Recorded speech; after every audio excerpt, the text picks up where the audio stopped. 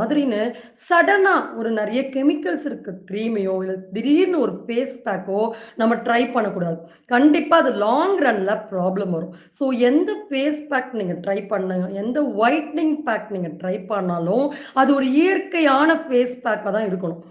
அது கூட பார்த்தீங்கன்னா, அதிலேயே நெறைய விஷயங்கள் நம்ம கவனிக்க வேண்டியதா இருக்கு. சரி, இயற்கையான ஃபேஸ் பேக்குன்னு கூட வச்சுக்கோங்க. அதுல நம்ம நம்ம ஃபேஸ் பார்த்தீங்கன்னா, நம்ப நம்ம சொல்ற மாரி சாப்பிடுறதுலயும், நம்ம அப்ளை பண்ற எக்ஸ்டர்னல்ல மட்டும் அழகு வந்துராது. ஸோ, அப்ப இந்த பூமியில் இருக்கக்கூடிய நல்ல எனர்ஜிஸ் நெறைய ஸ்டோர் ஆகும்போது, அது வந்து ஃபேஸ்ல ரிஃப்ளெக்ட் ஆகும்.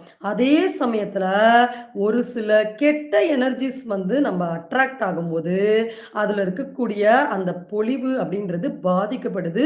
நம்ம face is the index of mind அப்படின்னு சொல்றாங்க. அப்ப அந்த பாதிப்புகளையும் நம்ம சேர்ந்து சரி செஞ்சா தான், ஒரு நல்ல